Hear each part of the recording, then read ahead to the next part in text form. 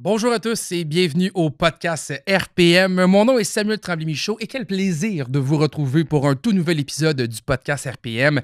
Aujourd'hui, on reçoit Martin et Félix Roy, un père et un fils qui sont des pilotes professionnels et qui font de la catégorie de course qu'on appelle de la terre battue ou du dirt en anglais. Une catégorie qui est de plus en plus populaire au Québec, une catégorie aussi qui gagne en importance parce qu'il y a beaucoup de courses qui sont disponibles de dirt à travers l'Amérique du Nord. Et on sait que Félix, qui est le fils de Martin, connaît un très bon succès actuellement. On va apprendre plein de choses sur leur parcours, mais je veux aussi toujours garder en tête l'idée que le but, c'est d'en apprendre sur eux et leur parcours pour savoir comment ils ont réussi à se rendre à faire ce genre de course-là. Je sais que Martin a un parcours très coloré. Je sais aussi que même des pilotes importants comme Raphaël Lessard regardent à peut-être faire de la terre battue parce que justement, c'est payant d'en faire. On va parler chiffres, on va parler business. Bref, je suis certain que ça va être très intéressant comme podcast.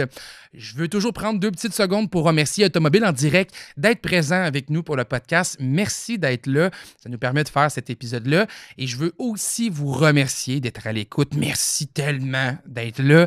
Grâce à vous que je peux encore faire le podcast. Et grosso modo, on est rendu quand même à notre 13e épisode. Ça avance bien.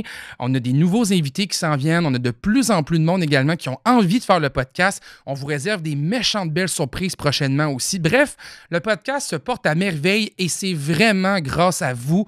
Merci infiniment d'être là. On commence ça dans les prochaines secondes, puis je vous le dis, là, on va apprendre des choses très croustillantes. Soyez à l'écoute.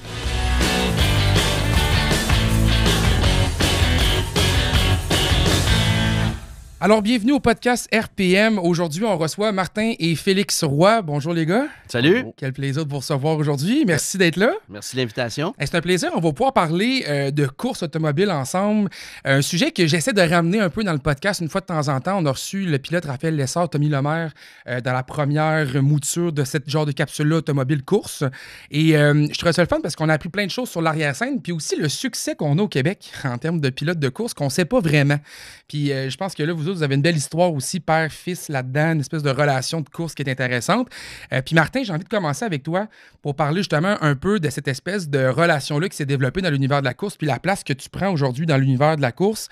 Peux-tu nous dire un peu comment ça a commencé, ta carrière automobile dans la course? Ben moi, ma carrière a commencé que dans les années 80, mon père a acheté un kart pour aller courir le samedi soir au circuit du karting Mont-Saint-Hilaire.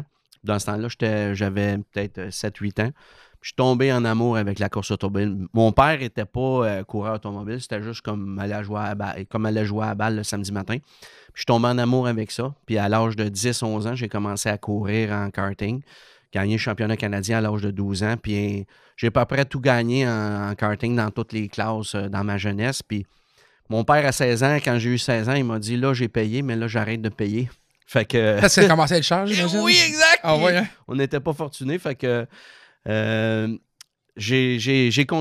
totalement, c'est une passion pour moi, puis je vivais que pour la course automobile. Fait que j'ai emprunté de l'argent à mes grands-parents, puis j'ai parti mon équipe, puis mon père m'a incorporé, j'ai appris la comptabilité avec la course automobile. Puis de fil en aiguille, ben j'ai upgradé de classe, j'ai couru sur la terre battue. Après ça, j'étais allé courir aux États-Unis dans la série American Canadian Tour dans les années 94. J'ai essayé de gagner ma vie avec ça en jeune âge. J'avais une vingtaine d'années à l'époque pour m'apercevoir que mon parcours serait probablement très, très difficile. Mais je ne voulais pas lâcher la course automobile. C'est là que je me suis lancé en affaires dans le milieu des médias, dans les journaux régionaux. Mais j'ai jamais arrêté la course automobile. Pourquoi tu pensais que ton parcours allait être difficile? C'est excessivement difficile pour un Canadien ou un Québécois de gagner sa vie avec la course automobile. Il faut savoir qu'au Québec, notre sport favori, c'est le hockey, c'est pas la course. La course, c'est aux États-Unis que ça se passe. C'est excessivement difficile. Je l'ai essayé, mais je pense que plusieurs ont essayé au fil du temps, puis c'est vraiment difficile. Ça prend du support financier, puis les entreprises canadiennes, c'est beaucoup plus gros aux États-Unis, puis les entreprises américaines ont de la misère à nous aider à devenir partenaires avec nous autres aux États-Unis. Parce que vous êtes Canadien? Oui, exactement. OK. Puis au Québec, la difficulté, c'est qu'il n'y a pas d'intérêt? Non, c'est pas notre sport national. Il y a de l'intérêt. On a quand même des belles séries au Canada. On a la série NASCAR Pinties. On a les modifiés sur terre battue qui coursent les vendredis soirs. On a la série ACT C'est des belles séries. On a quand même des belles séries, mais il ne faut pas oublier que notre sport national, c'est le hockey, la course automobile, ça vient plus loin. Tandis qu'aux États-Unis, le sport national, c'est la course automobile. Plus que le football, selon toi? Plus que... Ils disent que il y a le Super Bowl qui arrive en arrivant du Daytona avec les codes d'écoute, mais après ça, c'est le NASCAR, oui. Fait que le NASCAR est très fort aux États-Unis. C'est ce qu'il y a de plus fort, ça a l'air. As-tu senti que tu avais besoin de faire le saut vers les États-Unis pour poursuivre ta carrière? Oui, pour gagner sa vie, c'est aux États-Unis que ça se passe. D'ailleurs, avec Félix, là, son parcours, c'est de plus en plus aux États-Unis, dans les grosses séries américaines de terre battue dans le nord des États-Unis. C'est vraiment là que ça se passe. C'est le sport national. C'est beaucoup plus gros que chez nous. Il y a beaucoup plus de possibilités. Puis si on prend l'exemple de Raphaël Lessard, qui avait commencé au Québec, mais qui est allé vite aux États-Unis, il lui a suivi le même genre de parcours, si tu veux, parce que c'est vraiment aux États-Unis. Tout le monde vise un peu la NASCAR, les pick-up, et les Xfinity ou la Cup. Ouais. Mais il y a d'autres séries d'envergure sur la terre battue. Mais nous, on s'est concentré beaucoup plus sur la terre battue. Et puis je vais vouloir qu'on en parle, parce que c'est quelque chose d'encore très mystérieux pour moi, le dirt qu'on appelle. Oui, exact. Je suis très curieux de savoir comment ça fonctionne, les techniques de conduite à avoir. Ça, on en jasera ensemble. Est-ce qu'on peut dire que d'être né au Québec, on est mal tombé quand on veut être pilote de course? Oui, je pense qu'on peut dire ça. Ouais, On en jasait justement, sans faire de politique, mais Donald Trump a annoncé que peut-être que le Canada deviendrait un État américain. Nous, personnellement, on n'est pas fâchés de ça parce qu'on traverse la frontière 3 à 4 fois semaine pour aller aux courses, puis c'est pas toujours évident de traverser la frontière pour aller... Ah ouais, comment ça?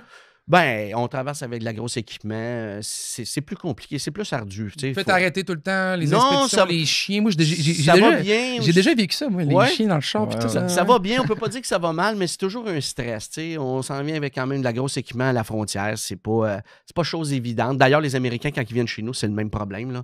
C'est toujours d'être en règle, mais c'est pas si évident que ça de traverser la frontière. Donc, une carrière de pilote, ça se fait aux États-Unis. Toi, Martin, as-tu réussi? Parce que tu nous disais que dans ta jeunesse, dans ta vingtaine, tu t'es rendu compte que ça allait être difficile. Il y a eu l'histoire des journaux. Tu es rentré dans une business de... T'as-tu continué après ça quand même à faire de la course? J'ai toujours fait de la course au niveau professionnel. J'ai couru sur les autodromes. J'ai fait à peu près une dizaine d'années sur la terre. J'ai couru American Canadian Tour juste avant. J'ai fait 10 ans sur la terre battue. J'ai gagné beaucoup de championnats. J'ai établi plusieurs records. J'ai couru aux États-Unis avec la terre battue. J'ai couru en modifié d'asphalte du côté d'Airborne Speedway. En 2011, j'ai décidé d'arrêter ma carrière sur la terre battue puis m'en aller courir la série NASCAR Canadian Tower à l'époque. Okay. J'ai été le premier Québécois à fonder une équipe à plein temps de la série NASCAR. Une écurie, là, comme québécoise. Oui, exactement. J'ai jamais vraiment chauffé pour les autres. D'ailleurs, jamais chauffé pour les autres. J'ai toujours été ils appellent ça driver owner là, en anglais. Là. J'ai toujours été un propriétaire conducteur. J'ai toujours possédé ma propre équipe. Puis quand je me suis lancé en Pinty's en 2014, j'ai été le premier Québécois propriétaire à gagner le championnat Pinty's avec LP Dumoulin. Ah, ouais. On a écrit une page d'histoire cette journée-là. Moi, à cette époque-là, je ne courais plus en Pinty's. J'avais eu l'occasion j'avais une opportunité qui se présentait de créer ma propre équipe de Xfinity aux États-Unis. La Xfinity, vous avez la Cup aux États-Unis, puis après ça, vous avez la Xfinity, on coursait le samedi. C'est 2 grosses courses importantes, là. C'est les 2 plus grosses séries au monde. Dans le fond, vous avez en termes de NASCAR, là. Oui, exactement. Vous avez la Cup, vous avez la Xfinity, puis vous avez les pick-up. Avec mon partenaire, le Beauceron, Mario Gosselin, on a fondé une équipe ensemble d'Xfinity qui est toujours en activité aujourd'hui. Okay. Puis j'ai eu cette opportunité-là. Puis moi, c'est un rêve de petit gars de 5 ans de courir à Daytona Beach, puis de courir à Talladega, Las Vegas. Toutes les grosses tracks américaines, je les ai faites à très, très petit budget parce qu'on était la première équipe canadienne de l'histoire de NASCAR à aller courir à plein temps dans une série d'envergure comme ça. Mais sincèrement... pauvrement, là, on a parti avec une claque et une bottine Perrier. Puis moi et Mario a travaillé à des efforts surhumains. On a réussi à mettre une équipe sur pied. Ça ressemblait à quoi, là, mettons, un quotidien là, avec ce petit budget-là? Qu'est-ce que tu devais faire pour réussir à rentrer dans la cour des grands? Des miracles. Ah ouais, hein? Des miracles. Ben, on a une qualité au Québec, on est très, très créatifs. Oui. Fait que moi et Mario, on a été très, très créatifs pour créer l'équipe. On a réussi à la mettre sur pied par toutes sortes de trucs différents. Puis c'est une belle aventure. Puis aujourd'hui, l'équipe l'équipe vit très, très bien. Moi, j'ai quitté l'aventure en 2017 pour me concentrer sur la carrière de mes enfants, Félix et Jérémy. Parce qu'il faut que tu comprennes une chose, c'est que c'est les mêmes fins de semaine de course. Fait que moi, je ne pouvais pas être parti aux courses avec mon équipe d'Xfinity puis aller aux courses avec mes enfants. Fait qu'à un moment donné... C'est un choix que tu as fait. Oui, j'avais fait plusieurs années en Xfinity. J'avais bâti quelque chose. J'avais réalisé mon rêve de petit gars. Puis là, à un moment donné, c'était le temps de passer le flambeau à mes enfants. Je voyais l'intéressement de mes enfants aussi. Ouais. Particulièrement Félix, qu'au début, on ne pensait pas qu'il ferait un coureur automobile, mais... Comment ça? Mes enfants ont été créés en conséquence des courses.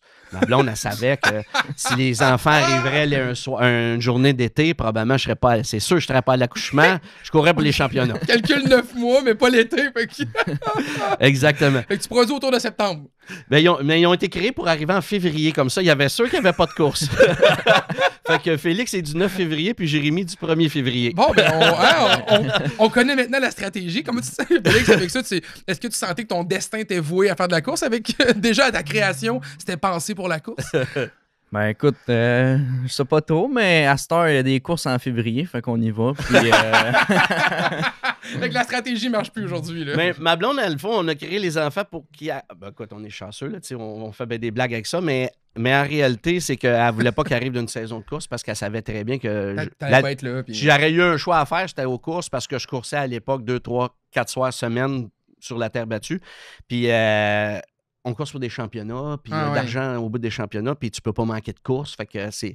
Fait que ça devenait des... Tu sais, je suis pas allé à mon bal des finissants. Il y a un paquet de choses que j'ai manqué dans ma vie parce que j'allais aux courses. Ben vois-tu, Raphaël Lessard et Tommy Lemare disaient un peu la même chose. Les sacrifices que ça leur a demandé de faire, ce qu'ils font encore aujourd'hui. Là. Moi, je vois passer les campagnes de publicité qui essaient de lever eux-mêmes à bout de bras pour aller chercher des commanditaires, puis ils ont manqué plein d'événements comme leur bal de finissants, ces choses-là aussi. Tu sais, le travail que ça prend... Qu'est-ce qu'il y a au bout de la ligne qui vous dit ça vaut la peine de le faire? C'est la passion, je pense. Hein? Ouais, la passion, puis l'adrénaline aussi, puis toute la vitesse, puis justement la passion, là, comme mon père dit. Des junkies de vitesse, un peu. Là, ben, j'ai jamais pris de drogue, mais je présume que c'est les gens qui prennent la drogue. C'est la drogue, c'est notre drogue, c'est l'adrénaline, c'est la vitesse, c'est ce feeling-là qu'on a dans nous. C'est excessivement dur, la course automobile, tu l'as dit, mais 90% de notre travail se fait en dehors de la piste de course. C'est trouver les budgets nécessaires, c'est trouver la technologie nécessaire, l'équipement nécessaire, le personnel nécessaire. C'est la combinaison qui fait que tout ça pour un 5 à 10%, mais ce bonheur-là qu'on retrouve en arrière du volant, à se surpasser avec des centièmes de seconde, à aller plus vite, de se dépasser soi-même, ben c'est ça qu'en réalité, on recherche à chaque course. Surtout le sentiment de la victoire, il n'y a rien de semblable à ça, là, je pense, au monde. Là. Toi, tu courses-tu pour aller chercher une victoire? Ouais. Hein? T'es assis dans le char et tu veux chercher la coupe. Là. Félix, quand il était jeune, il disait... Papa, t'as fini deuxième, t'as perdu à soir. Là, mais papa, il n'a pas fini, il a pas perdu, il a fini deuxième. Papa, c'est un des meilleurs pilotes au Canada, fini deuxième dans une grosse course. Non, t'as perdu, toi. T'es le perdu. T'es perdu. Mais là, il y avait. C'est ça que ça fait, Martin, pour avoir des enfants pour la course. C'est ça, c'est ça que ça fait. Lui, c'est un ou bien t'as perdu. Non, mais c'est correct. Puis en même temps, j'imagine que c'est un peu le comportement qu'on doit avoir aussi des fois en tant que pilote. Il faut se mettre des objectifs qu'on essaie de réaliser pour réussir à atteindre justement ce qu'on désire là, le plus possible. C'est quoi le feeling que vous avez quand vous êtes derrière le volant? Après tout cet effort-là que vous mettez, l'effort de trouver des commanditaires, le 90% du temps que vous faites à l'extérieur de la voiture, c'est quoi le feeling que vous avez quand vous vous asseyez et que vous savez qu'il y a une course qui décolle? Ben écoute, c'est sûr qu'il y a un peu de stress là, avant une course, mais sinon, écoute, là, comme on a dit avant, là, vraiment la vitesse puis tout ça, puis le feeling d'essayer d'aller chercher la victoire puis se surpasser à chaque fois qu'on est en piste puis à chaque tour, c'est vraiment ça là, qui fait qu'on apporte tous ces efforts-là pour faire marcher toute la roue. Là. Ouais. Y a-t-il quelque chose que vous avez déjà fait en course que vous regrettez ou au contraire que vous êtes extrêmement fier de vous dans une course? Y a-t-il quelque chose, un moment qui s'est passé? Qu'on regrette? Ou pas, tu sais, ou à l'inverse des moments où tu dis, à refaire, j'en ferais exactement ça pareil. Moi, en ce qui me concerne, au niveau de ma carrière, j'ai aucun regret. J'ai fait mon possible avec les moyens que j'avais au fil du temps, au fil des occasions qui se sont présentées. je leur ferais probablement ça de la même façon. J'ai fait mon possible dans chaque étape de ce que j'ai fait. Mais la course, c'est de la persévérance. Ça te forge un moral d'acier. Honnêtement, faire de la business, pour moi, c'est de la petite bière comparé de faire de la course automobile. Parce que la course automobile, pour un rien, t'es plus là. Tu sais, c'est pour un mauvais ajustement, pour une erreur de conduite, t'es de premier à 15e. Fait que c'est difficile. C'est la perfection à tous les tours, à haute vitesse. Il faut toujours que tu sois au summum de ta forme, au summum de la forme de l'équipe, au summum de la forme de la voiture, puis au summum de la technologie. C'est du recherche et développement continuel. Quand tu as gagné une course, il faut que tu remettes ça en question parce que la prochaine, ça ne veut pas dire que tu vas la gagner. Fait que c'est ça qui fait que ça fait que des fois, ça peut être fatigant pour les autres parce que moi, je suis une personne qui remet tout en question continuellement. Même si ça va bien, on a une zone de confort, on remet ça en question, on peut-tu s'améliorer, on peut-tu faire plus? Mais c'est une déformation professionnelle. Parce qu'en course, si tu ne fais pas ça, tu disparais rapidement. Tu pars, puis c'est fini. Là. Tu ne réussiras pas à avoir un bon succès là-dedans. Là, non, exact. Vous faites de la dirt. Ouais. On a parlé un peu, là, on a parlé des différentes cupes de NASCAR. Ouais. J'ai compris entre les branches que l'avantage de faire de la terre battue, c'est qu'il y a plus de courses. Vous avez la chance d'être plus derrière le volant. C'est-tu vrai, ça? Oui. Ça ressemble à quoi une course une course de terre battue? Ben, en fait, souvent, ça commence vers 5-6 heures dans l'après-midi. Fait que nous autres, on arrive vers 2-3 heures, décharger les autos puis tout ça. C'est quoi les autos que vous avez? Des modifiés 358, mettons, pour courser au Québec. Sinon, ça va être des voitures gros blocs pour le circuit américain. Ça ressemble à quoi visuellement, ces voitures-là, mettons? Tu sais, quand on essaie de décrire aux gens un peu, c'est quoi une voiture de terre battue? Ça ressemble plus à une voiture de NASCAR, une voiture d'F1, ça ressemble à quoi, mettons? C'est difficile à expliquer parce que ça a un look unique. Oui, exactement. Là, je te montre une photo. Elle aurait fallu amener une photo. Non, mais juste le décrire des fois, parce que tu sais, on est dans un podcast. Il faut faire jouer le théâtre de l'imaginaire. Là. Par le passé, il appelait ça des bottines. C'est que, il n'y a pas une roue pareille. La roue de gauche en avant, c'est la plus petite. Après ça, la roue de droite est un petit peu plus grosse. La roue de gauche un peu plus grosse. Puis la roue de droite en arrière, un petit peu plus grosse. Fait que ça fait une auto qui est penchée parce que c'est une auto qui vire seulement qu'à gauche. C'est pas une auto qui est faite pour virer à droite. C'est de l'aluminium, c'est un frémage tubulaire avec de l'aluminium. C'est tout du racing, c'est tout fabriqué pour la course automobile. Il n'y a rien de concernant GM ou Chevrolet, ou peu importe. Là. C'est vraiment tout racing. Écoute, dans le Northeast, des voitures comme ça, il doit en avoir au moins 1000. OK. C'est excessivement populaire. C'est tout fait à la main. C'est comme fait. Y a-t-il une compagnie qui en fait ou? Ouais. Il y a plusieurs fabricants. Nos voitures viennent de chez Bicknell en Ontario. Okay. C'est une compagnie qui va faire environ 380 voitures par année. C'est fait à moitié à la main, à moitié à la chaîne. Les bodés sont faits à la même place. La mécanique, tout ce qui est les mécaniques, notre mécanique à nous, elle vient de chez Bird Transmission à Saint-Constant. Mais cette mécanique-là est vendue à travers le nord des États-Unis, même à travers les États-Unis au complet pour différentes classes. Au Canada, on est créatif, puis on parlait tantôt, mais on a des belles industries de course automobile, mais le principal marché, c'est aux États-Unis. Ces compagnies-là mais vendent. Vous coursez quand même avec une voiture canadienne, là. C'est ça que je comprends. Là. La voiture à 80% est canadienne. OK, fait que c'est une espèce de voiture, parce que je les ai vues, là, vous comprenez que j'ai fait un peu de recherche, mais je comprends, là, mais tu sais, c'est une petite voiture carrée, un peu déséquilibrée, qui va juste à gauche, puis qui a quand même beaucoup de puissance. Puis le but de la course, c'est un peu de reproduire un peu de la NASCAR, mais sur terre battue. Fait que c'est comme de tourner sur un circuit qui est d'un bord principalement, puis de faire des dépassements puis de réussir à s'en sortir là-dedans. Là. Ben, c'est comme la NASCAR, mais au lieu d'être sur l'asphalte, c'est sur la terre battue. Ben, c'est ça, je trouve ça le fun de l'expliquer parce que, tu sais, des fois, Raphaël Lessard nous en parlait justement du dirt, puis on était comme, c'est quoi ça? Je connais pas ça, là, personne ne sait vraiment c'est quoi. Mais là, maintenant, on sait un peu plus c'est quoi. Et toi, Félix, c'est ça que tu fais principalement. Ouais, je fais juste ça, exact. Je fais pas d'autres séries à part la terre battue, l'ovale sur terre battue. Pour le moment, là. Tu réussis à conduire souvent quand même dans le véhicule ou? Ben, comme cette année, on a fait 78 courses. Ce qui me semble énorme. Ouais, c'est beaucoup. Si on est parti 4-5, des fois 6 fois semaine qu'on course. Puis les tracks principales, on course à Plattsburgh le jeudi. Le vendredi, c'était à Granby. Samedi, Drummondville. Dimanche, le Cornwall. Ça, c'est pas mal à toutes les semaines. Qui fait qu'on a quand même au Québec aussi. Ouais. Ouais, on a un beau circuit. On appelle ça c'est des courses semi-professionnelles. C'est que c'est des courses locales. C'est Ok. que à tous les vendredis soirs, Autonome Granby, tous les samedis soirs, une semaine sur deux, c'est Autodrome Drummond, en alternance avec Autodrome Saint-Marcel.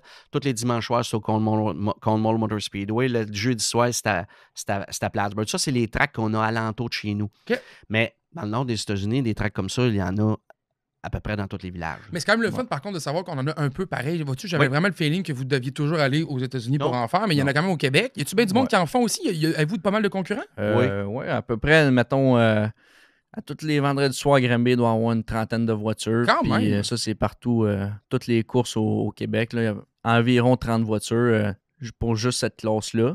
Des gens principalement du Québec, du Canada ou. Ben, en réalité, la classe modifiée, c'est la plus grosse classe au Canada OK. de terre battue.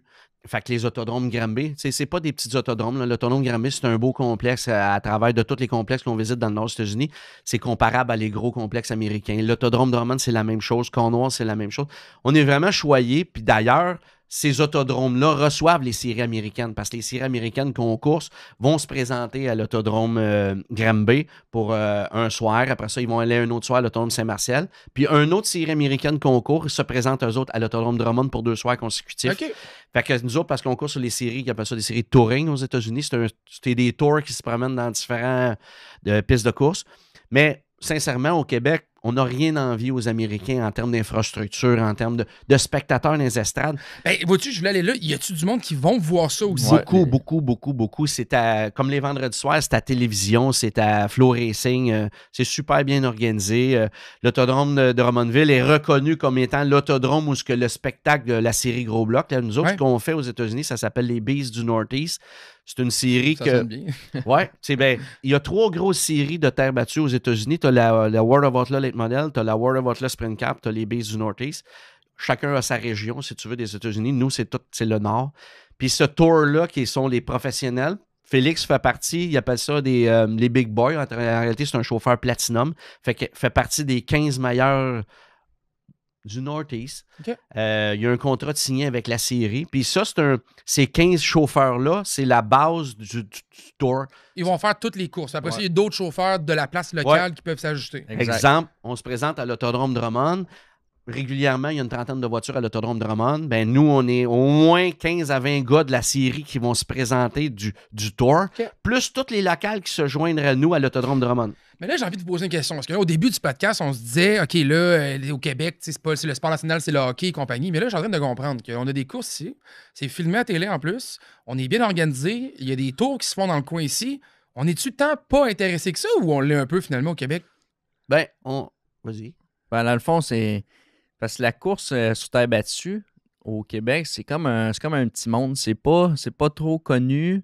Mais à chaque fois que j'invite du monde, mettons, moi de mon entourage, hey, venez voir ça, ils capotent, puis ils reviennent à chaque fois. Fait que, tu sais, je sais pas si la publicité ou de quoi de même, on pourrait améliorer ça de ce côté-là pour attirer plus de monde, mais quand les gros shows, les estrades sont pleines, puis il y a 4-5 000 personnes dans les estrades.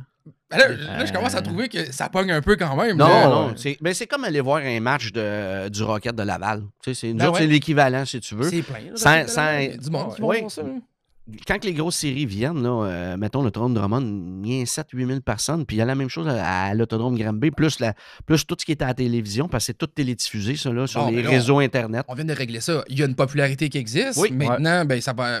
Qu'est-ce que ça prend pour que ça continue à lever? Ça nous prend plus de courses, ça nous prend plus. C'est quoi que ça prend? Parce que là, je commence à me dire, ben là, il y a un business case à faire avec ça. Là. On peut devenir riche, vous et moi, à ce soir. Là. Tu sais, comme, c'est intéressant. Là. Tu sais, qu'est-ce que je pense qui est arrivé? C'est que par le passé, on était vraiment négligés par les médias comme le Journal de Montréal, où à l'époque, il y avait le monopole, puis sérieusement, la terre battue était vraiment négligée. Le spectacle de terre. Qu'est-ce que ça veut dire, mettons, par Ben, on négligé? ne parlait pas de nous autres. Mm. Tu sais, moi, j'ai couru dans les années 2000, sans terre, jamais il y avait un article dans le Journal de Montréal. La beauté de la chose aujourd'hui, c'est que le Journal de Montréal a perdu de la puissance puis de la cote d'écoute, puis a été remplacé par les médias Internet, comme les podcasts qu'on fait aujourd'hui. Fait que pour nous, notre sport, à cause des... Tu sais, le réseau RDS télévise pas les courses de terre battue, la NASCAR, ces affaires-là. Mais aujourd'hui, on a des réseaux parallèles d'Internet avec des abonnements où ce que les gens ils peuvent nous suivre. Puis ces réseaux-là prennent de l'ampleur. Puis nos promoteurs, que ce soit les promoteurs des autodromes ici ou les autodromes américains, font de plus en plus un meilleur travail parce qu'ils ont des outils pour promouvoir notre sport. Fait que ça a fait que notre sport gagne en popularité année après année parce que ces gars-là font des bons travails puis ils ont des outils à cette heure. Parce qu'avant, il fallait se mettre à genoux devant le Journal de Montréal pour avoir quelque chose puis on n'avait rien. Puis il fallait dépenser des fortunes pour être à RDS ou à TSN puis on n'avait pas les moyens. Mais aujourd'hui, l'accès avec l'Internet, ça nous a amené que ça promouvoit notre sport, puis c'est intéressant, puis c'est ça qui fait que ça grossit tout le temps notre affaire. La série NASCAR qui est arrivée sur Netflix, c'est-tu un genre d'outil de même qui, selon vous, permet de mieux faire connaître votre réalité? Oui, ben oui. Puis en plus, ben nous, on en fait des séries dernièrement. Ils ont fait pas une série, mais un genre de. Un petit peu comme la F1, si tu veux. Il y a un journaliste de l'émission Les gars de course qui nous a suivi une journée de course, puis il a fait un genre de reportage toute la journée. Mais ça, ils ont fait ça avec Félix, mais tantôt, ils en font avec un autre, puis tantôt. Puis ça l'amène beaucoup de popularité. Faut pas oublier que nous autres, là, dans le fond de notre sport, là, on course pour des bourses. C'est important parce que nous, c'est une business. On course pour des bourses. On a de l'argent pour payer ton char, l'équipe et compagnie. Oui, on a des partenaires financiers. Puis nos partenaires financiers, nos commanditaires, comme on appelle, bien, eux autres, ça leur prend de la visibilité. Pour justifier les dépenses à investir dans des équipes comme la nôtre, bien, il faut qu'il y ait des retours. Il faut que le produit se vende. Puis pour ça, ça prend de la visibilité. Fait que l'Internet, tous les réseaux Internet, il y a plusieurs médias que... Tu sais, on parlait tantôt du Journal de Montréal, mais pas juste les télévisions, mais il y a plusieurs médias Internet qui se sont lancés comme 360 Nitro, les gars de course, qui vont parler beaucoup de sport, de terre battue. Ça a amené beaucoup, beaucoup d'achalandage pour notre sport. Puis ça permet une belle visibilité pour nos partenaires. C'est juste méconnu, mais l'intérêt est là. Oui. C'est un peu ce que je comprends et que j'entends. Puis ça, c'est intéressant de savoir aussi que toi, pour toi, Félix, dans le fond, la terre battue, c'est un peu, comme on dit, le Rocket de Laval. C'est comme pour toi la manière de faire tes preuves pour après ça atteindre quoi? C'est quoi que tu aimerais aller? Ben, dans le fond, pour la terre battue, pour les modifier, je suis comme pas mal au plus haut, là, comme expliquait tantôt, les Bases du Northeast, là, la Super Dirt Car Series. Ça, c'est pas mal le tour le plus prestigieux que tu peux aller. Après ça, sinon, je pense que c'est dans le sud, là, c'est les late models qui se promènent un peu plus partout. Ça, c'est peut-être un peu plus gros, mais c'est pas la même chose pantoute. Puis ça, c'est comme un autre monde. Mais c'est atteignable, mais c'est assez difficilement, là. Écoute, mais... C'est pas impossible. C'est ça, c'est pas impossible. Souvent, il y a des pilotes qui chauffent pour des écuries américaines. Il n'y a pas de Canadiens dans la série, je pense, pour l'instant. Okay. Puis pour la série américaine, gros bloc, je suis le seul Québécois, puis on est seulement 2 Canadiens qui est dans la série. Ouais. Pourquoi on est autant tripeux de courses si c'est tant difficile que ça au Québec d'en faire? Parce que, tu sais, je me rends compte que, puis je trouve ça le fun d'inviter des pilotes pour en parler, parce que je me rends compte à quel point c'est vraiment quelque chose d'ancré dans notre culture, qu'on le veuille ou non. Tu sais, les gens qui aiment la course, si vous parlez de passion tantôt, là, c'est fort, c'est comme inné. Qu'est-ce que vous pensez qui fait en sorte que nous, les Québécois, on aime autant ça, devenir des pilotes de course, puis qu'on se bat à aller aux États-Unis, puis qu'on se bat pour aller plus loin? Grosse question, hein? Ouais, mais... Je te dirais que ben, on n'est pas vraiment beaucoup de pilotes au Canada, si tu veux. Aux États-Unis, ils sont beaucoup, beaucoup plus nombreux. Mais je pense que c'est la passion du sport. On a du succès.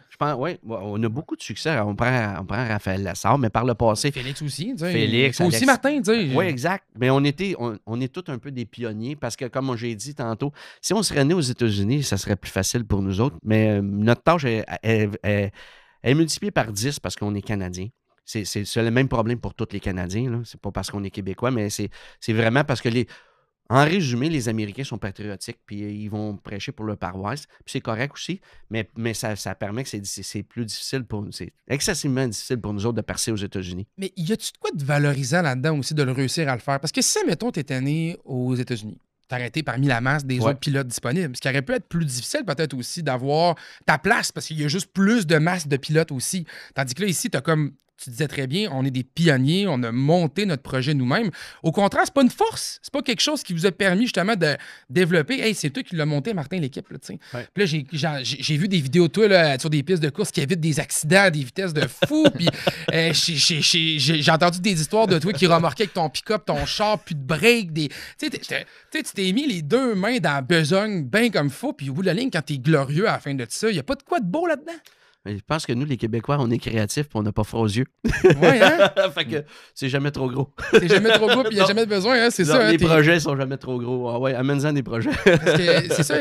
C'était quelle course que l'espèce d'histoire que je viens de conter? Là, À Las Vegas. À Las Vegas, hein, parce que pour mettre un peu en contexte, là, j'ai vu une vidéo sur YouTube là, de toi qui arrive. Plus ce que je comprends, c'est qu'il y a comme des spotters qui sont dans votre équipe, Ouais, qui sont là pour exactement. dire sur la piste, il se passe quelque chose, il faut que tu ralentisses ou il y a un accident devant toi, des choses de même. Ouais. Là, je pense que tu n'avais pas eu le message. Non, en réalité, ce qui s'est passé, mais il a fallu à l'époque garder ça confidentiel, c'est qu'en réalité, il n'y avait pas de break après le char. Quand on a pratiqué, les systèmes de freinage ne fonctionnaient pas. Il n'y a pas de break sur le char. Non, il n'y a pas de break. OK. Fait que à Las Vegas, en réalité, tu n'as pas besoin de break parce que ça tourne au roller de ciment en l'air, puis c'est à peine si tu lâches le gaz, tu rembarques sur le gaz. Fait que les breaks, tu n'as pas de besoin, à part s'il arrive un accident devant toi. Ah ouais. Fait que pourquoi qu'on n'avait pas de break? Parce que quand on s'est présenté à la piste de course, les breaks ne fonctionnaient pas bien, puis on n'avait pas le temps de C'était pas une priorité parce qu'il fallait se classer pour la finale. Nous autres, quand on se présente à une piste de course, vu qu'on n'a pas de budget, on n'a pas les mêmes moteurs que les autres, on n'a pas des turners. Fait que notre tâche pour réussir à se classer pour prendre la finale est excessivement difficile. Fait que on n'a pas mis l'accent à essayer de régler le problème de freinage parce qu'on s'est dit on n'en a pas de besoin. Le gaz au fond, puis il faut que le char colle à terre. Ça me semble logique, Martin, un char de course qui roule super vite, pas de break. On n'a pas besoin de ça. On n'a Nous pas autres, besoin de ben ça. non. Fait que ce qu'on voit pas à la télévision, c'est qu'il y a un accident devant moi, un petit peu comme dans Days of Thunder, il y a de la boucane, tout ça. Puis quand je sors de l'accident puis que je vois le char, il est arrêté devant moi. C'est que là, je descends pour éviter l'auto parce que je suis pas capable d'arrêter et je n'ai pas de break. Puis quand je descends pour éviter l'auto, mais il y a une autre auto qui remonte. Mais moi, j'ai pas plus de break. Fait que j'ai rembarqué sur le gaz passant entre les deux. Ah oui, on voit la vidéo que tu te passes à côté, tu scelles la voiture, mais tu passes. Puis tu sais, je me dis. Ah, mais je l'ai éventré chaque barre. Ah ouais, hein? Ah ouais, ben oui, ah oui. Mais le commentateur pense que mon spotter, qui est mon père, pense qu'il m'a pas dit le message. Mais mon père, il me l'a dit. Mais moi, j'ai pas de break. Mais je peux pas dire à NASCAR, j'ai pas de break, dude. Parce qu'ils vont dire, va parquer ça. Fait qu'on a mis ça sur la faute du spotter, c'est ça, hein? Fait que mon père a pris le blanc puis il a dit ah, je m'excuse, je l'ai pas. Fait que là, on a eu un petit meeting avec NASCAR, on s'est fait taper ses doigts. Ah oui, hein? Oh, Ah ouais, hein? oui, Parce oui. qu'après ça, ils ont su que c'est une histoire de break, c'est ça? Ou... Non, mais je les ai pris par les sentiments. Ils venaient de dire au meeting que la famille, c'était important puis tout ça. Fait que moi, j'ai fait pleurer un petit peu le directeur de NASCAR en disant c'est mon papa, il a 75 ans, peut-être qu'il en a manqué un petit peu, mais tu peux pas m'enlever mon spotter, c'est une histoire de famille. Puis tu viens de dire au meeting un matin que c'est important la famille, prenez soin de vos parents. Ben là, Moi, je prends soin de mon père, je l'emmène aux courses. Fait que. Puis t'as Là, pas il a fait. Puis de toute façon, t'as pas créé d'accident, là. T'as réussi à t'en Non. sortir au bout de la ligne, Exact. grâce à ton bon pilotage, là, mais. mais, Un petit peu de chance. un petit peu de chance quand même, mais intéressant, c'est bon. Moi aussi, je savais pas que c'était l'histoire de break parce que le spotter, il dit ton nom, puis c'est ça qui m'avait charmé, justement, tu sais. Martin Roy, puis il essaie de le dire, tu sais, puis c'est tout croche, là. Ouais, mais... c'est quoi qu'il dit, spotter? Hein? C'est quoi qu'il dit dans le spotter? Tu l'avais bien amené. Il dit ah oui, le spotter, il devrait être un peu plus agressif. C'est ça, oui, tu sais. Pauvre spotter, tu sais, vous l'avez que ton père a pris le blanc, mais ça t'a permis de continuer après ça quand même. Oui, exactement. J'ai continué avec mon père. Tout ça parce que mon père a toujours été. Tu sais, nous autres, le sport, la course automobile, c'est familial. Je t'ai dit, mon père, c'était pas un fan de course, mais il m'a accompagné dans toutes mes courses. Il est venu dans tous mes projets puis embarqué dans toutes mes folies. C'est lui qui t'a quand même donné aussi un kart en commençant. C'est lui qui t'a Ouais. assis dans un kart quand même à quelque Ouais, part. c'est hein. grâce à lui parce qu'on a. C'est pas compliqué. À l'époque, on avait un Chevrolet Impala 1975 environ. On tirait à la valise, je mettais le kart là-dedans, on mettait le coffre au-dessus, on tirait ça avec un élastique, on s'en allait le derrière du char, puis on s'en allait aux courses. Ah ouais. Samedi matin à 8h, on coursait, à midi, c'était fini. Puis moi, je tombais en amour avec ça. C'était une passion. J'étais assis sur le bord de la clôture, je mangeais pas, je faisais rien. Tout ce que je faisais, c'est regarder les courses. Ton père t'a suivi tout le long de ta carrière aussi? Oui, je te dirais qu'à 90% des courses que j'ai faites, il était présent. Puis dans le projet NASCAR Xfinity, ça prend des spotters dans le tour en haut. Puis c'était mon père. Toutes mes courses de NASCAR, c'était mon père qui était mon spotter. C'est lui qui était là. C'est-tu, pour toi, mettons, c'était-tu important que ton père soit là encore dans le projet? C'était-tu vraiment, tu parlais de famille, là, c'était-tu quelque chose qui était primordial dans le projet de course? Oui, parce que comme je te disais, c'est la famille. Mon beau-père, le grand-père de Félix, c'est un autre gars de course aussi. Tu étais propriétaire de l'équipe à Jean-Paul Cabana pendant 30-40 ans. Toujours été aux courses. Il va au Daytona 500. Il possède 20 terrains de camping en location. Il vend peut-être une centaine de billets pour le Daytona. Si tu veux un billet pour le Daytona 500 au Québec, tu appelles mon beau-père. C'est lui qui est là. C'est un organisateur. Ils ont un chapiteau, tout ça. Il est aux courses à 80% des courses de Félix. Il a manqué peut-être 15% de mes courses. Il est tout le temps là. Et c'est un passionné. Tu sais, la passion de la course, là, moi, probablement, je suis le meilleur gendre qu'il n'aurait pas pu avoir. Clairement. Parce que, comme gars de course au Canada, il y a je suis à peu près un des plus passionnés du Canada. Puis lui, comme beau-père, ça n'aurait pas pu avoir un meilleur beau-père. Ben oui. C'est un hasard de la vie. Moi, j'ai rencontré sa fille à l'école. Puis pour Félix, ben, la passion de la course, ben, elle vient des deux côtés. Hein. Ben oui, puis là, tu sais, tantôt, en plus, tu me dis que tu avais stratégiquement mis au monde ton enfant pour arriver dans les bonnes dates de course. Fait que clairement, pour toi, j'imagine aussi, Martin, que c'était important d'être là pour Félix. Puis c'est pour ça que tu as comme mis de côté ta carrière. C'est un peu ça ou? Ouais, ben moi, j'ai arrêté ma carrière pour les enfants. Félix, il a un frère qui s'appelle Jérémy. Jérémy aussi fait de la course automobile. Mais Jérémy a décidé, lui, de ne pas courir professionnellement. Il fait une trentaine de courses par année, mais il va courser aux autodromes Granby. Il va venir avec nous autres à Plattsburgh. Mais Jérémy a mis sa carrière de coureur automobile de côté pour s'occuper de notre entreprise familiale. Parce que pendant qu'on est parti, comme Félix l'a dit, on a fait 78 courses l'année passée, on en avait 108 au programme. Les autres ont été cancellés par mauvaise température parce que quand il pleut, nous, on s'est cancellé. Mais on a quand même une centaine de courses passées à notre programme. On court 5 à 6 fois semaine durant, mettons, de mai à novembre. Notre saison commence en février, fait que ça devient difficile. Puis moi, c'est à moi puis à Félix, l'équipe, puis à Jérémy. On s'occupe de tout. On a des employés, mais on s'occupe de tout. On est sur la route. Tu sais, je suis sur la route 100% du temps. C'est moi qui conduis le camion pour aller aux courses. Je fais de la mécanique après ça avec le crew chief Steve Morin. On a un gars au garage qui s'appelle Éric Laperle. C'est lui qui prépare les autos pendant que nous, on est sur la route. Parce que vu qu'on course dans plusieurs classes, bien, pendant qu'on est parti sur la route, mettons, dans une série avec 2 voitures, bien, quand on revient au garage, il y a quelqu'un qui les a préparé 2 autres voitures parce qu'on décharge, on en recharge 2 autres, puis on s'en retourne sur des circuits de course. Parce qu'on course jeudi, vendredi, samedi, dimanche. Puis les courses de série américaine sont le lundi, mardi ou mercredi. Puis c'est souvent 2 soirs d'affilée. Fait que des fois, on est parti... Vous n'êtes pas là, vous n'êtes jamais là. Ben, des fois, on est parti 10-12 jours dans le camion avant de revenir à la maison. Ah, c'est ça. Là. On vit comme des rockstars en tournée. Clairement. Dans le camion, on a motorisé de 40 pieds avec un trailer de 30 pieds en arrière. Méchant qu'on voit, ça. Oh oui, oh oui. Bon. Mais on a tout. On a notre barbecue, nos frigidaires, nos douches. Tout le monde dort bien. Là, on a tous nos outils. On a 2 voitures sur la route, plus un auto de spare en pièces. On a tout ce qu'il faut dans notre auto, dans notre équipement, si tu veux, pour se promener d'une piste de course à l'autre. Fait que la relation, toi, fait que je trouve ça le fun de voir à quel point c'est de l'organisation puis que tu mets beaucoup d'énergie là-dedans, Martin, pour ton gars, dans le fond, Félix, qui lui conduit plus que Jérémy. Et Jérémy en fait aussi un peu, si je comprends, là. Fait que... Ben ouais, puis c'est ça, comme je te disais, Jérémy, ben, s'occupe de l'entreprise familiale, ce qui me permet à moi d'accompagner Félix. Les journaux, là. Non, on n'est plus là-dedans. Ça a été vendu, mais non, on a une business immobilière. OK. On a des immeubles commerciaux, industriels, mini-entrepôts, puis logements. Pas le choix, à un moment donné, de diversifier les rentrées d'argent pour réussir à faire de la course. Hein, ben, ça prend une business. Comme j'ai dit, dans le passé, j'ai décidé d'avoir une business, puis j'ai une très, très belle business aujourd'hui, mais vu que c'est une business immobilière, puis que mon garçon a pris la relève, puis s'occupe de la business pendant qu'on est parti, moi, ça me permet, à partir des courses, de gérer avec lui. À distance, on peut faire beaucoup de choses à cette heure-là. Puis, ouais, puis on a une business vu que c'est une business immobilière, qui n'est pas prenante comme de day-to-day tout le temps.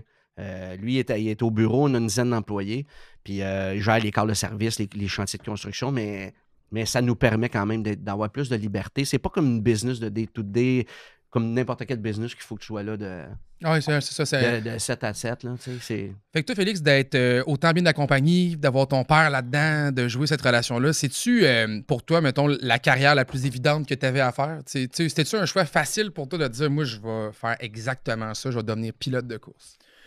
Ben écoute, quand j'ai tombé, c'est plus quand j'ai tombé en sportsman que là, j'ai vraiment commencé à aimer ça, la course, puis prendre ça plus au sérieux, si je peux dire, puis vouloir faire une carrière là-dedans.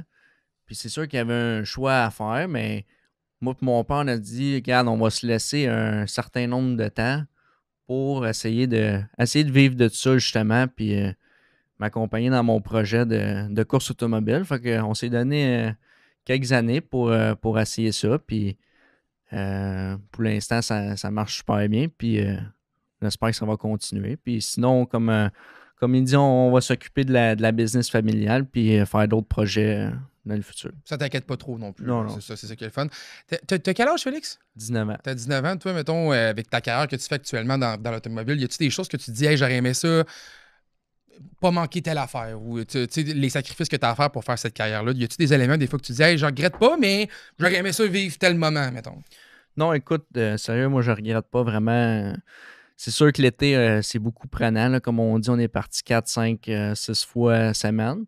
Fait que c'est beaucoup prenant. Je peux pas voir mes chums la semaine puis tout ça, faire le party, mais moi, c'est pas ça qui m'intéresse. C'est m'asseoir en arrière d'un volant puis chauffer des chars de course. Les pilotes de course, vous êtes des bébites en particulier. Hein? C'est comme clairement, là, on a parlé de business, là, on a parlé d'affaires. Là, je veux qu'on parle d'argent. Là. Comment ça coûte une saison de même, là, une grosse saison de 78 courses de même? Là? Comment ça vous a coûté cette année? On parle de chiffres. Là. Je te dirais que nous autres, on parle des. Mettons un budget d'opération de 5 à 600 000. Par saison. Oui. Pour avoir l'équipage, l'essence dans le tout Winnebago, inclus. tout compris. Là. Oui, exact. Ça prend des commanditaires. Hein? Oui. Ah oui? Ça prend des bons partenaires. Puis quand on sort pour une course, ben on s'en va pour la victoire. C'est avec, tu sais, puis il faut rentabiliser nos activités. C'est pas en finissant 10-15e qu'on rentabilise nos activités. Il faut vraiment. Finir dans le top C'est 3. c'est les 5 premiers que ça paye vraiment. C'est là que c'est le plus rentable. Parlez-moi donc, 5e place, on gagne combien? Ben, ça dépend des circuits, mais On fait une moyenne. le circuit gros bloc américain va payer entre 7 et 12 000 US en moyenne à toutes les sorties pour une victoire. OK. On va faire régulièrement 1500, 2000, 3000 de bourse US. OK. Au Québec, une victoire, ça va payer peut-être 1800 $. Puis prendre le verre qu'on appelle, ça paye à peu près 350 $. OK. Fait qu'il faut quand même que tu ailles sur tes 78 courses, il faut que tu en fasses de la victoire quand même. Oui. Faut que tu vises. Là. Aux États-Unis, le circuit que Félix fait, c'est un circuit professionnel. Je te dirais que les 12 premiers vivent de ça, mais les 12 premiers gagnent des courses continuellement. OK, c'est ça. Faut toujours que tu te ramasses au minimum dans le top 3 quelque part Ouais. ou quelque chose du genre, parce Exact. que sinon tu n'y arriverais pas. Là. Puis Félix, ben, on a du bon succès avec lui. Il gagne beaucoup de championnats. Il gagne des courses. Il se classe bien en général. Fait que ça permet. Tu sais, nous autres, on l'a dit tantôt, c'est de l'eau au moulin. C'est une business. Hein? Il y a des revenus et des dépenses. Fait que moi, j'ai toujours il y a deux façons de faire de la course automobile. Tu trouves de l'argent, tu te loues une ride. Ou t'es riche à la base. T'es riche à la base, c'est pour ça que ça te prend de business, parce que quand on parle de budget d'opération, on n'inclut pas là-dedans l'achat du camion, l'achat du trailer. Ouais, mais c'est ça, j'étais comme si. Ça, il y a de Ouais. l'investissement qui était fait dans ça, que j'ai fait, que j'avais les moyens de faire pour être capable d'aller aux courses, d'acheter les outils et tout ça. Les budgets d'opération, c'est les achats de moteurs, les achats de voitures, les refreshs de moteurs, les tires, le gaz du truck. Faut que tu te payes pour faire la course? Faut que tu te payes pour faire partie du circuit? Y a-tu un montant des fois que je n'ai pas à payer? Non, des fois, c'est nos entrées qu'il faut payer, mais la majorité du temps, on ne paye pas nos entrées. Voilà. OK, fait que c'est pas pire au moins. Les Ça courses, dépend, il y a pas de... ça dépend ce qu'on course. OK. Mais il n'y a pas de frais d'inscription comme tu dis. Donc, nous, on se présente à une piste de course. On embarque ça. C'est green, white, checkered pour les pratiques. Puis après ça, c'est 8 tours de... C'est dépendamment des circuits, ça va être des time trials. Après ça, c'est les qualifications. Après ça, c'est la finale. Dépendamment des tracks à 9h ou entre 9 et 11h, c'est fini. Puis on est en route pour une deuxième track pour le lendemain. Puis ça continue de même. Oui, exact. Si vous aviez, mettons, à donner un conseil de pilote aux gens qui nous écoutent, là, mettons, là, dans votre style de conduite que vous avez, là, c'est quoi les bonnes techniques de pilotage rapidement qu'on pourrait apprendre? C'est quoi que pour vous qui est primordial quand vous êtes derrière le volant? Là? Ben, c'est sûr que la terre battue de base, c'est plus. C'est assez technique comparé, mettons, à l'asphalte comme. Tu chauffes comme la vie de tous les jours sur l'asphalte. Fait que tu sais un peu c'est quoi la surface. Mais la terre battue, c'est différent. À chaque fois qu'on fait un tour, la terre change, puis elle vient glissante.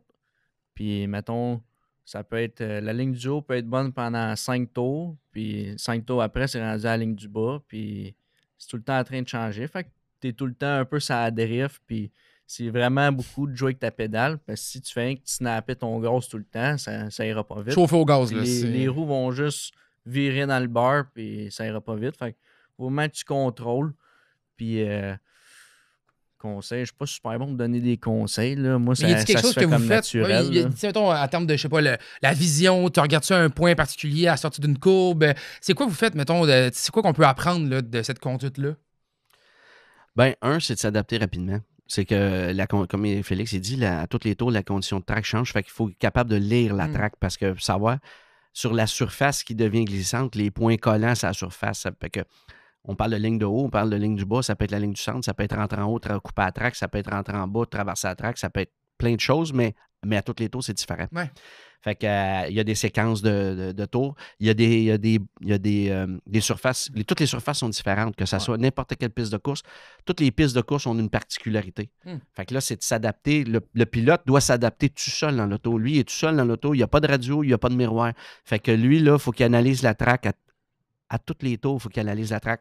Fait que, puis il analyse les autres chauffeurs. Parce que si l'autre chauffeur en avant de toi, il prend une ligne puis qu'il a de l'air à aller moins vite, puis où tu changes ta ligne, tu te mets à le rapprocher, à le dépasser.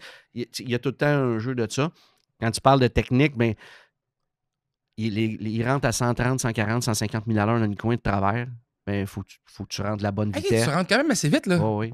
Ah ouais, ça pogne la vitesse quand même, là. Oh, il y a des tracks, on va jusqu'à 170 000 à l'heure sur la terre battue.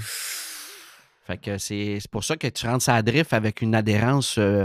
C'est pas de la glace, mais c'est pas de l'asphalte. Ouais, c'est ça, hein? C'est vite, beaucoup plus vite que je pensais. Vois-tu, je pensais pas que ça rentrait aussi vite que ça. Ça dépend des circuits. Il y a des circuits, on va aller moins vite, mais ça, c'est les circuits qu'on va aller les plus vite.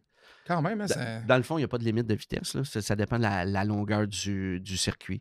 Puis, tu parles de technique de conduite, bien, on regarde toujours où est-ce qu'on va. Et la terre battue, quand 3 chars qui rentrent 3 de large, ça drift qu'on appelle roue dans roue, ben faut que tu sois aiguisé. Là. Ah ouais, hein? Ça prend pas grand-chose, t'es accroché. Là. Fait que, mais c'est tous des bons chauffeurs, c'est des professionnels.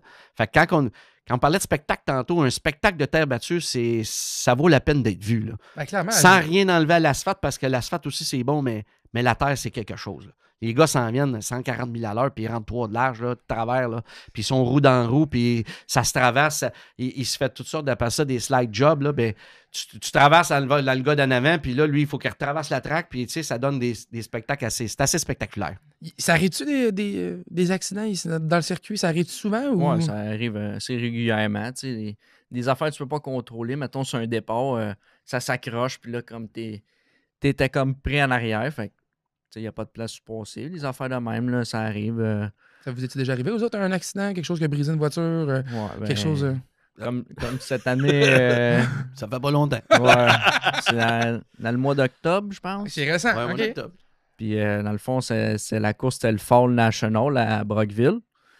Puis, d'un temps chronométré, plus tu fais un bon temps, plus tu pars en avant dans le calife. Fait que, moi, j'étais le gros au fond. Puis, quand j'ai rentré dans le coin, ça a comme trop mordu. Puis, Oh, ça a parti, j'étais quoi, à peu près 20 pieds dans les airs, 15-20 pieds. 15-20 pieds dans les airs, fait 50 pieds, 5-6 tonneaux. Oh boy, OK, my God, OK, Ouais. gros accident quand Ouais, même. la voiture, c'est une perte totale. Ah ouais, hein? C'est Mais- pour le budget, mais au moins, t'es correct? Ouais. T'es-tu blessé avec ça? ou- Non, pas blessé. Moi, j'étais un petit peu étourdi un peu après, Je sais mais pas pourquoi. En fait, 5-6 tonneaux Ben, à un pied dans les après- airs, j'imagine. après que, ça, hein? j'étais correct. On a sorti le deuxième char, puis on a rembarqué pour le calife. Là. Ça te fait pas peur, ça? T'as pas un moment où tu te dis, hey, je viens de faire 20 pieds des tonneaux, mais je rembarque dans un Non, deuxième non, char. c'est puis- normal. Là. Tous les meilleurs pilotes en ont déjà fait des accidents, puis fait que ça fait partie de la game. Tu peux pas aller vite puis faire des bons temps sans un moment donné, ça arrive. C'est pas la première, c'est pas sa première, puis ça sera pas sa dernière accident. L'important dans ça, c'est les éléments de sécurité de la voiture que chez King Autosport, on ne néglige pas. On a le meilleur équipement de sécurité, on met toutes les chances, il y a la meilleure saute anti-feu, les instincteurs à bord de l'auto, il y a des éléments de La sécurité. cage de sécurité. Oui. Le fabricant avec lequel on travaille, l'organisation DIRT a des normes de sécurité très sévères. Fait que ça fait que ça limite. Il y a un hands device pour empêcher le coup. C'est fermé chaque côté de lui. Tu sais, tout est là. Il y a une plate au-dessus de sa tête. Nous autres, nos voitures sont équipées d'une plate au-dessus de sa tête Mhm. pour empêcher justement ça, c'est des éléments de sécurité-là pour comme on a parlé, ça a tout fait le job. Fait que ça fait que lui a ressorti. Il est en super forme physiquement aussi. Il s'entraîne 3 fois semaine avec un entraîneur privé pour renforcer son dos, son corps, pour être capable justement d'absorber ces coups-là. Quand ça part, là, puis ça se met à virer dans toutes les directions, là, c'est un tour de manège, mais il faut que ton corps soit capable tour de manège, là. C'est sûr que si t'es pas en forme, là, les coups, t'en manges pas mal plus, mais lui, il est en super forme. Fait que il a sorti de là-dedans, ébranlé. Mais nous, quand j'ai vu qu'il était correct, qu'il m'a fait signe, je suis correct, moi et le coach chief, on était déjà en train de sortir la deuxième voiture. Oui, j'ai envie de savoir, en tant que papa là-dedas, là, tu vois ton fils faire 20 pieds dans les airs des tonneaux, comment tu te sens? Bon, t'as pas le temps même de réfléchir. Je suis couru sur le bord de la clôture, ouais, c'est tout correct. Puis quand j'y ai eu à la face, il m'a fait signe, tout correct. Bon, mais parfait. C'est plus la maman. Ah ouais, hein? La maman était dans le motorisé en train de lire un livre. C'était juste parfait. Ah ouais, Rien vu, là. Rien vu, Là, hein? je suis allé la voir. J'ai juste à dire, on vient d'avoir un petit accident, mais tout est correct. Ah ouais, un petit accident. Elle est sortie. Elle dit, pas un petit accident, le char est tout cassé. Ah ouais, c'est ça, hein? Ça T'as mieux que tu le voyais pas. Ah ouais, c'est ça, hein? Non, c'est ça. Mais j'imagine que tu as eu un petit moment quand même de te dire, hey, c'est quand même mon gars qui est là-dedans. Là. Oui. D'être un peu stressant pareil, j'imagine. Là. Ouais, mais tu sais, j'ai un principe dans la vie. La vie, c'est fait pour être vécue. Puis on sait pas ce qui va nous arriver, ce qui nous pend au bout du nez, mais on le contrôle pas de toute façon. Fait que on vit ça à fond, on vit nos passions à fond, puis garde. On advienne que pourra. Qu'est-ce que tu veux qu'on. Moi, c'est mon principe de vie. Là. C'est magnifique. Je trouve ça pas, très, très beau. Je pose une dernière question. On est déjà rendu vers la fin du podcast. Ça va vite, hein? Je oui. l'avais dit que ça passait vite. J'ai envie de savoir, on vient de commencer une nouvelle année en 2025. Qu'est-ce qu'on vous souhaite pour la prochaine saison qui s'en vient? Tu parles pour le calendrier, mettons? Qu'est-ce que je te souhaite, point barre? Une nouvelle voiture, je te souhaite du succès, je te souhaite plus de reconnaissance au Québec. Qu'est-ce que je te souhaite pour 2025? Nous, notre objectif, c'est le circuit américain, le circuit gros bloc, le circuit professionnel. L'année passée, on a fini 9e. On a gagné le championnat petit bloc américain. Les 2 championnats principaux qu'on fait, puis les 2 plus gros aux États-Unis. Mais là, on vise, on voudrait faire un 4-5e cette année au championnat. C'est notre objectif ultime, c'est là-dessus qu'on travaille. Puis au niveau de tous les autres championnats, ben, on réussit quand même assez bien, mais vraiment notre priorité, c'est le circuit gros bloc, les Beasts du Northeast. Fait que je vous souhaite de gagner les Beasts du Northeast. J'aime ça dire ça, c'est incroyable. Ouais. Puis merci infiniment d'avoir pris du temps avec nous aujourd'hui pour nous raconter votre histoire, mais aussi parler de la dirt, que je connaissais pas du tout. C'est le fun d'entendre cette nouvelle course-là. Y a-t-il il y a des courses au Québec qui peuvent aussi arriver dans la prochaine saison. Donc, si, mettons, il y a des gens qui écoutent puis on veut avoir de l'information sur les courses, y a-t-il une plateforme qui existe au Québec pour aller voir les courses? Ou... Si vous voulez suivre Félix, Ouais. parce que Félix va annoncer son calendrier tout au fil de la saison, mais pour suivre Félix sur les différents circuits américains puis québécois et canadiens. Ouais, si attends, je vais aller voir ça, moi, Ma cet été. page Facebook, c'est Félix Roy Racing. All right. Fait que les follower, puis moi, je poste tout, même pendant les soirées de cours, je poste mes résultats, fini temps, qualif. La finale, on a parti temps, on a fini temps. Fait que je tiens tous mes fans au courant. Fait que c'est bien le Félix fun. Roy Racing sur Ouais, Facebook exact. pour te suivre. Et on va pas aussi découvrir le calendrier par le même, Exact. Ouais, par exact. le même fait. Merci. Puis sinon, pour le Québec, on a des belles autodromes. Ça veut pas dire que nous, ça va faire partie de notre programme cette année, mais on a l'autodrome Granby qui est un excellent complexe tous les vendredis soirs. Le samedi soir, on a Autodrome Drummond en alternance avec RPM Speedway qui sont 2 très belles autodromes aussi où les spectacles sont incroyables. Fait qu'aller sur les sites de ces autodromes-là. Au niveau de Cornwall, qui n'est pas tellement loin sur le bord de l'autoroute 401, le Cornwall Motor Speedway, tous les dimanches soirs, il y a des courses à partir de mai jusqu'à septembre. Puis sinon, du côté de Plattsburgh, qui est vraiment pas loin non plus, c'est 30 minutes l'autre bord du border à l'autoroute 15 à Saint-Bernard-de-la-Colle. Tous les jeudis soirs, il y a des courses là. Nous, on va être officiellement à Plattsburgh le jeudi soir, officiellement le dimanche soir à Cornwall, officiellement à l'Autodrome Drummond le samedi, une semaine sur 2. Pour le reste, On verra. Notre calendrier n'est pas définitif. On fait le circuit gros bloc américain. Puis l'autre circuit américain qu'on va faire n'est pas décidé encore parce qu'on a plein de propositions sur la table présentement, puis on est en train de bâtir notre calendrier pour la saison 2025. Parce que j'ai envie mon gars voir ça. On va Parfait. souvent se croiser à Drummond. Ça va me faire plaisir d'aller voir ça. All right. Puis j'invite aussi les gens qui écoutent le podcast à y aller. Merci encore une fois d'avoir pris le temps avec nous aujourd'hui. C'est vraiment un plaisir. De mon côté, je vous invite à suivre les réseaux sociaux de RPM. On est sur Facebook, sur Instagram, sur YouTube, sur Spotify. On est partout, là. On est même sur TikTok. On est rendu jeune et cool. Donc, suivez-nous pour découvrir plus plus de contenu de la part de RPM. C'est toujours un plaisir de faire le podcast. Et si vous voulez l'écouter sur différentes plateformes, Spotify, Apple Podcasts, YouTube, iHeartRadio, puis on est aussi sur le rpmweb.ca. Si vous ne connaissez pas non plus l'émission RPM, on est sur Crave. Donc, on est rendu encore une fois jeune et techno. Si vous voulez écouter le show RPM, c'est disponible facilement à l'écoute. Je vous remercie infiniment d'avoir été là. Mon nom est Samuel Tremblay-Michaud et j'aime ça, faire le podcast. Je vous aime. Merci beaucoup d'être à l'écoute. C'est toujours un plaisir. Et nous, on se retrouve dès bientôt, on va dire dès la semaine prochaine, pour un tout nouvel épisode du podcast RPM. Bonne journée. Bye-bye. Le podcast RPM vous est présenté par Automobile en direct. Automobile en direct, ton auto, on le direct.